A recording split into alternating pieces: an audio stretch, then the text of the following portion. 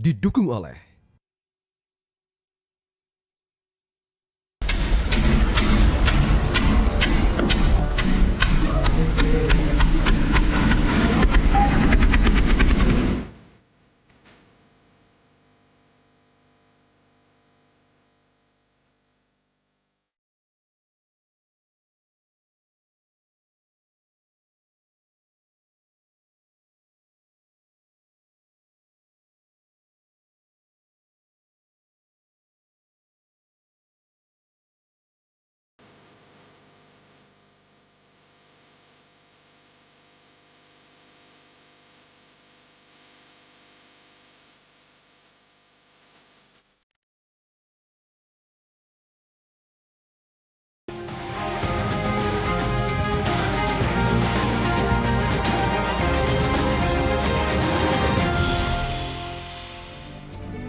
Selamat malam pemirsa, dunia mendadak gempar. Sabtu 3 Januari 2026 menjadi hari yang mengubah peta geopolitik global secara dramatis.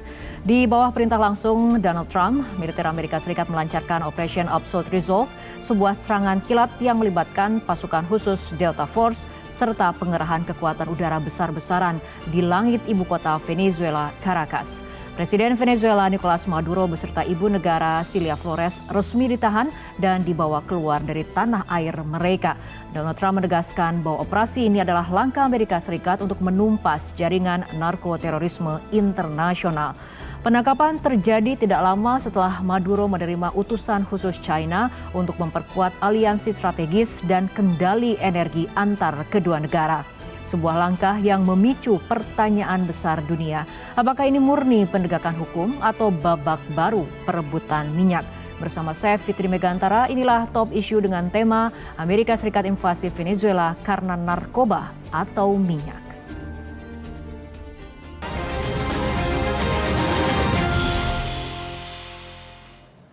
Pemirsa, untuk membahas topik untuk malam hari ini telah hadir narasumber di studio Metro TV, ada pakar hukum internasional Profesor Hikmahanto Juwana. Selamat malam Prof. Selamat malam. Terima kasih telah hadir di Metro TV dan Sama-sama. juga kita akan berbincang dengan Kepala Sentra Makroekonomi dan Keuangan Indef Bapak Rizal Taufikur Rahman. Selamat malam Pak Rizal, apa kabarnya malam hari ini? Baik, alhamdulillah. Baik, ini ada satu pertanyaan sama-sama untuk Prof Hikmahanto dan juga Pak Rizal mengenai invasi Amerika Serikat ke Venezuela. Apakah ini sekedar isu keamanan, perang melawan narkoba, atau dasarnya adalah kepentingan ekonomi dan geopolitik yang lebih besar? Kita dari Prof Hikmahanto terlebih dahulu. Silakan. Yang pasti adalah penegakan hukum terkait dengan narkoterorisme itu hanya pintu masuk ya.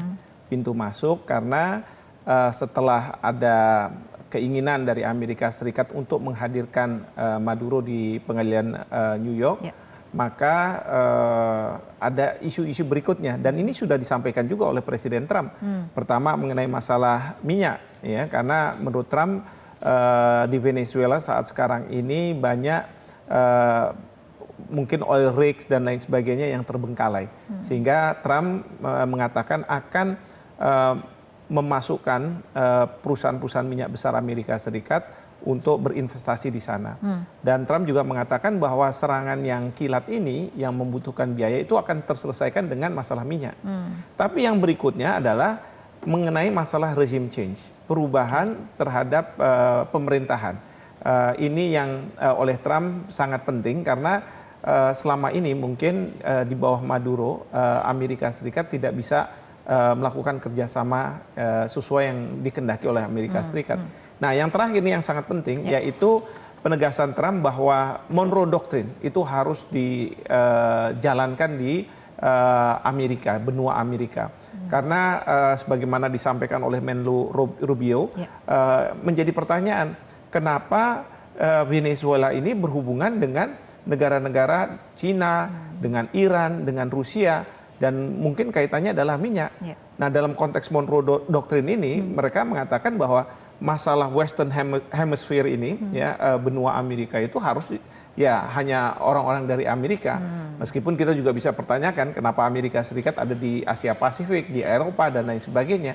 Tetapi yang dikehendaki adalah seperti itu. Oke, perspektif dari Pak Rizal seperti apa? Iya, yang pasti isunya apakah ini kemudian isu ekonomi gitu ya. Tidak hanya ekonomi saya kira, tapi juga isu hukum dan geopolitik gitu. Tapi tadi sudah disampaikan bahwa kasus Maduro gitu ya, ini sebenarnya untuk pintu masuk ya. Tadi betul, atau menjadi legal cover lah gitu ya untuk masuk berkaitan dengan narkoterorisme.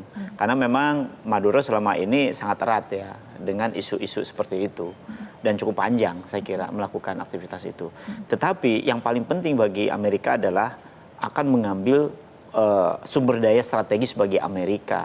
Yang selama ini justru karena kita tahu sumber daya strategis Venezuela sebagai negara memiliki cadangan minyak terbesar di dunia, ini cukup strategis bagi Amerika. Mengapa? Karena saat ini untuk memperkuat fiskal ya di negara manapun, ya apalagi di Amerika, itu harus menggunakan sumber daya alam. Utamanya ada sumber daya minyak ini. Apalagi Amerika sudah habis-habisan kan mendukung banyak peperangan yang itu menghabiskan APBN mereka gitu. Baik, kembali ke Prof. Hikmat. Tadi dikatakan narkoba ini, perang terhadap narkoba sebagai pintu masuk karena yang kemudian menjadi main topiknya adalah minyak seperti itu ya. Tapi ada terkejut tidak dengan langkah agresif yang dilakukan oleh Amerika Serikat kepada Venezuela, terutama tidak hanya kemudian menyerang tapi juga menangkap Presiden Venezuela untuk diadili di Amerika Serikat? Sebenarnya kalau terkejut sih tidak ya, karena memang sebelum kejadian ini, sebelum serangan dari Amerika Serikat ke Venezuela, Trump sudah membuat semacam warning bahwa Amerika Serikat akan masuk kalau misalnya Maduro ini tidak kooperatif dan lain sebagainya. Dan tapi kan kita punya hukum internasional, Prof. Betul. Jadi yang terkait dengan Maduro ditangkap dan dia terlibat dalam narkoterorisme, ini untuk mengimbangi narasi dari pihak-pihak, termasuk juga negara-negara yang mengatakan bahwa apa yang dilakukan oleh Amerika Serikat ini melanggar hukum internasional. Tetapi kan dengan adanya kontra narasi bahwa juga kaitannya dengan hukum, bahwa seorang Maduro yang sejak tahun 2000 terlibat dalam narkoterorisme.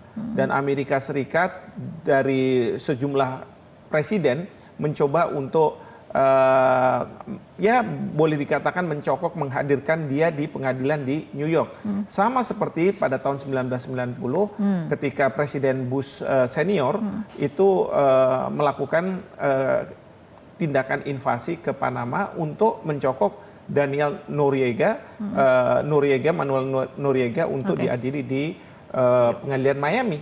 Nah, jadi narasinya ini harus ada karena tidak mungkin Amerika Serikat melakukan suatu tindakan tanpa legitimasi hukum. Dalam era sekarang ini negara-negara biasanya akan menggunakan ketentuan-ketentuan yang ada bukan untuk membuat mereka lebih tertib, tetapi menjustifikasi, membenarkan tindakan yang mereka lakukan. Tapi tidakkah kemudian ini menjadi sebuah presiden berbahaya bagi negara-negara lain, negara-negara kecil, negara-negara berkembang, termasuk Indonesia? Betul. Saya nggak akan bicara soal Indonesia dulu, tapi kemarin ini Presiden Trump ketika ditanya sama wartawan terkait dengan Kuba, dia katakan ya kalau misalnya kita perlukan kita akan masuk Kuba. Bahkan beliau sudah menyampaikan Kolombia karena di sana dianggap presidennya tidak mampu dan lain sebagainya, maka bukannya tidak mungkin Amerika Serikat akan melakukan hal yang sama. Tetapi intinya adalah kalau di dunia Arab, ya di Timur Tengah, itu ada istilahnya Arab Spring.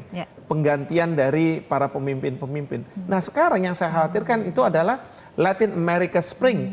Jadi terjadi pergantian pemerintahan di negara-negara Amerika Latin dan itu harus kemudian inline dengan kebijakan-kebijakan yang akan diambil oleh Amerika Serikat seperti itu. Oke, kita bergeser dulu dari segi ekonominya, Pak Rizal. Ini dalam wawancara dengan media Amerika Serikat, sesaat setelah serangan dilakukan, Presiden Trump menyatakan Amerika akan sangat terlibat dalam industri minyak Venezuela. Imbas terhadap pasar minyak dunia seperti apa? Iya, yang pasti kontribusi ya selama ini karena Venezuela kan produksinya juga makin turun. Hanya saja produksinya Venezuela selama ini memang tidak mensupport supply-nya Amerika, majority. Tapi justru malah dijualnya ke Cina karena kan di ban lah kira-kira begitu ya Amerika, Venezuela.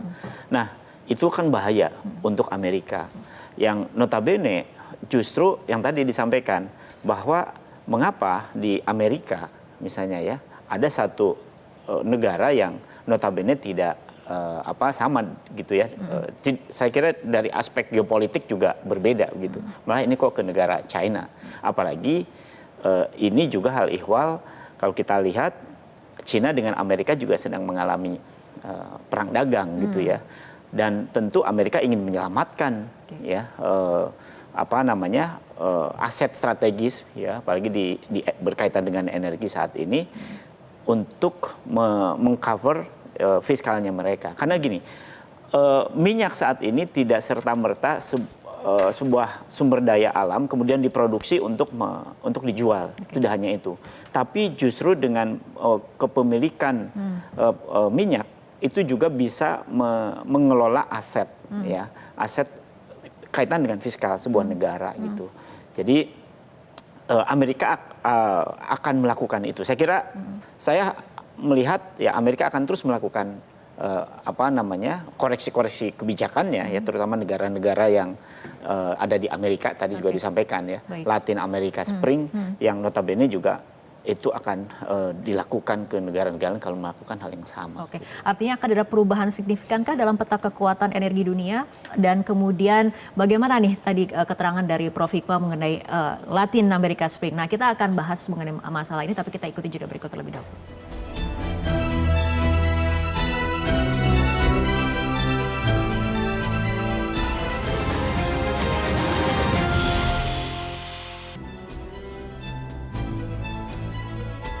Pemirsa, kita lanjutkan kembali perbincangan. Prof. Hikmah, ini yang dilakukan oleh Amerika ini kan tentunya tanpa mandat PBB, artinya tindakan Amerika tentu melanggar hukum internasional sebetulnya. Nah, apa yang bisa dilakukan oleh PBB? Tidak ada. Karena pada saat sekarang ini Venezuela minta supaya diadakan sidang darurat terkait dengan isu Venezuela di Dewan Keamanan PBB. Saya belum tahu hasilnya. Tapi yang saya khawatirkan adalah dari pihak Venezuela sekarang agak mundur dari keinginannya untuk tanda kutip lah menyalahkan Amerika Serikat. Kenapa saya katakan seperti itu? Karena saya lihat pernyataan dari wakil presiden di Venezuela yang saat sekarang ini menjadi presiden, pejabat presiden. Dia mengatakan bahwa kita ingin bekerja sama dengan Amerika Serikat. Sebelumnya dia sangat keras bahwa presiden masih Presiden Maduro dan dia hanya pejabat pelaksana, dan kemudian dia mengundang supaya organisasi Amerika itu berkumpul dan membahas permasalahan ini, di samping juga pergi ke Dewan Keamanan PBB. Nah, saya katakan tidak ada yang bisa dilakukan karena apa? Amerika Serikat punya hak veto. Dan kemudian kita tahu bahwa dari 5 anggota yang memiliki hak veto, 2 mendukung Amerika Serikat, yaitu Perancis dan Inggris. Sementara 2 yang lainnya, yaitu Rusia dengan Cina, mereka mengutuk, menentang apa yang dilakukan oleh Presiden Trump. Nah, kalau melihat seperti ini, apapun resolusi yang diajukan itu pasti akan diveto oleh Amerika Serikat, mungkin juga oleh Inggris dan Perancis. Jadi tidak banyak yang bisa dilakukan. Tapi ingat juga ya, di dalam negeri Trump itu juga mendapat tantangan dari Partai Demokrat, karena menurut Partai Demokrat seharusnya serangan yang dilakukan itu harus mendapat persetujuan dari Kongres. Nah, Trump tidak mendapatkan persetujuan tersebut. Oke, tadi dikatakan dengan Pak Riza adalah mengenai peta kekuatan energi dunia. Tapi pasca invasi Amerika Serikat kepada Venezuela, ini peta kekuatan geopolitik akan seperti apa? Karena kan kita ketahui ada kubu Rusia, China, dan juga Iran. Saat ini Amerika kemudian bercokol di Venezuela. Ini akan seperti apa? Nah, ini yang akan menarik ini, karena begini, apa yang terjadi pada Venezuela, ini kan kemungkinan besar akan terjadi pada Kuba dan kemudian juga Kolombia. Pertanyaannya adalah apakah Rusia akan berpartisipasi dalam perang ini. Kalau misalnya Rusia berpartisipasi, ini akan merepotkan. Bahkan bagaimana dengan Cina? Karena Cina kita tahu bahwa Taiwan ingin memerdekakan diri, lalu kemudian dia mendapat support mungkin dari Amerika Serikat. Nah, mungkin Cina akan mengatakan daripada perang di kawasannya, lebih baik mereka dukung salah satu negara dari Amerika Latin untuk berhadapan dengan Amerika Serikat. Artinya negara-negara Amerika Latin ini bukannya tidak mungkin menjadi proksi atas persaingan antara Amerika Serikat dengan Rusia maupun dengan Cina. Nah, tetapi kalau ini terjadi, yang saya khawatirkan adalah Perang Dunia Ketiga akan semakin dekat.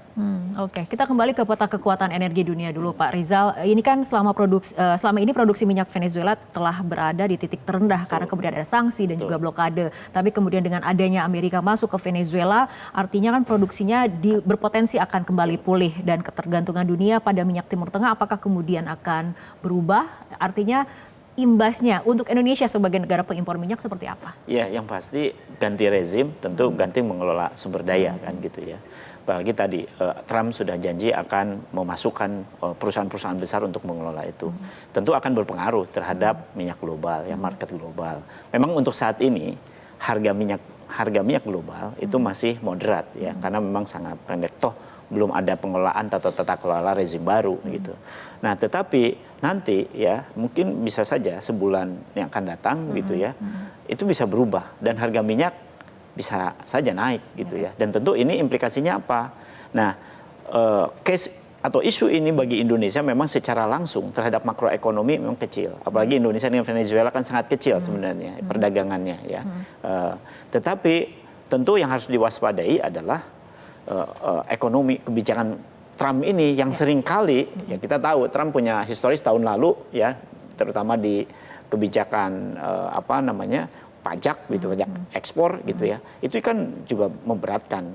Nah, sangat mungkin Trump membargain kepada musuh perdagangannya maupun kepada rezim lawannya gitu ya, ke Rusia maupun China dengan energi, karena China maupun Rusia itu sangat kuat energinya. Nah, Trump tentu harus menyeimbangkan ini, dan di pasar global tentu akan berpengaruh nih. Dan Indonesia harus mewaspadai kebijakan Trump ini. Oke, artinya di era transisi energi seperti saat ini, penguasaan sumber daya energi fosil ini masih menjadi motif utama konflik global seperti itu ya Pak? Oh iya, dalam konteks energi, ya fosil masih dominan gitu ya dihasilkan global.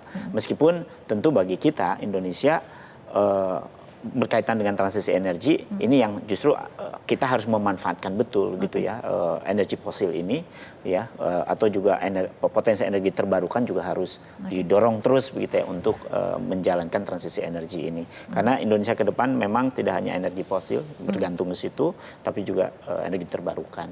Oke, baik, Pak Rizal mengatakan Indonesia tetap harus mewaspadai dampaknya walaupun agak jauh seperti itu ya dengan Venezuela dari segi hubungan perdagangan juga. Nah, tapi Pak Prof Hikmat, tapi sebetulnya sikap apa yang harus diambil oleh pemerintah Indonesia sendiri? Karena kan kita menganut sistem politik bebas aktif seperti ataupun non-blok seperti itu di tengah kondisi ataupun konflik seperti ini.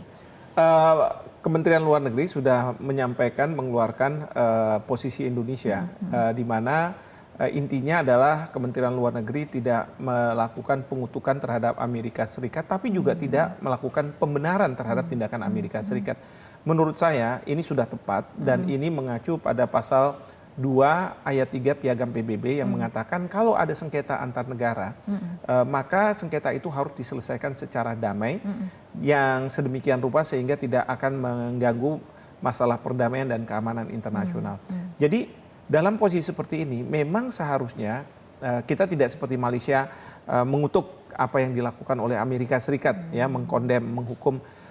Demikian juga tidak kita lakukan hal yang sama ketika Rusia menyerang Ukraina.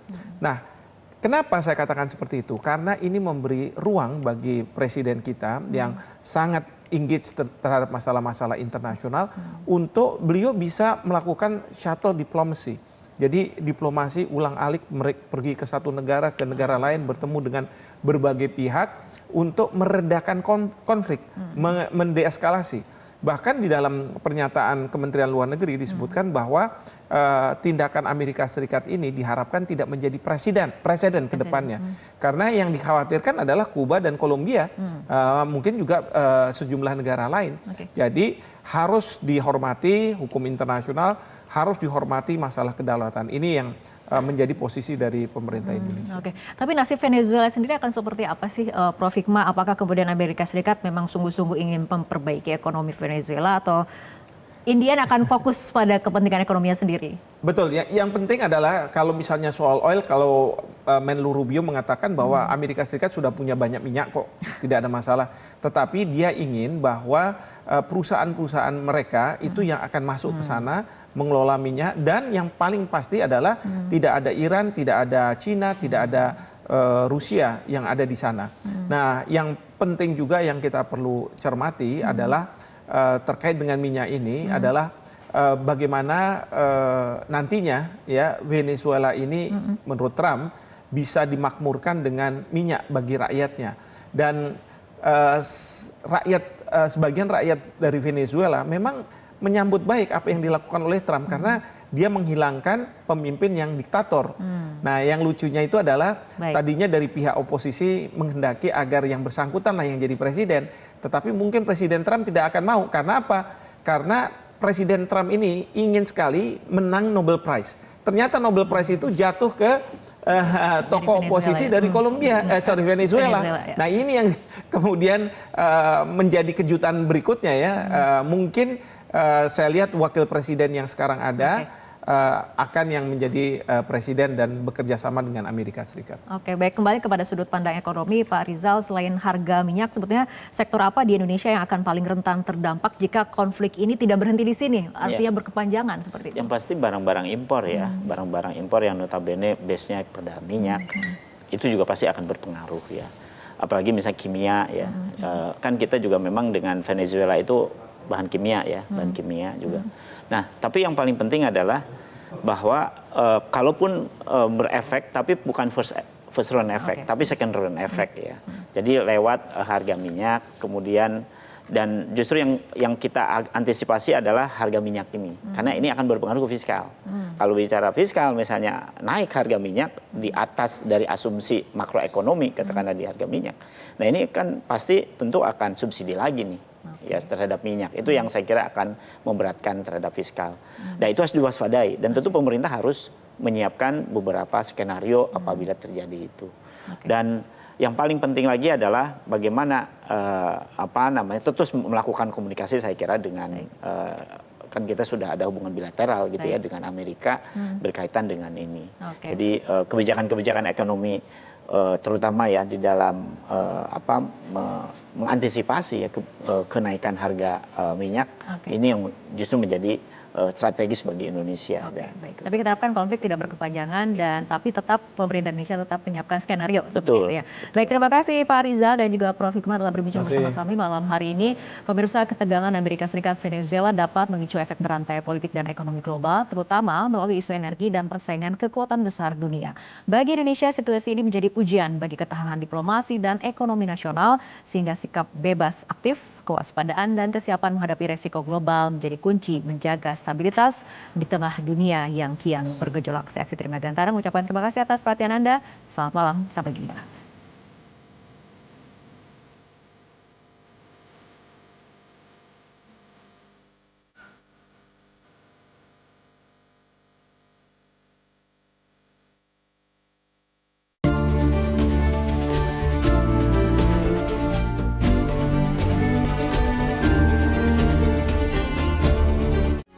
Metro TV.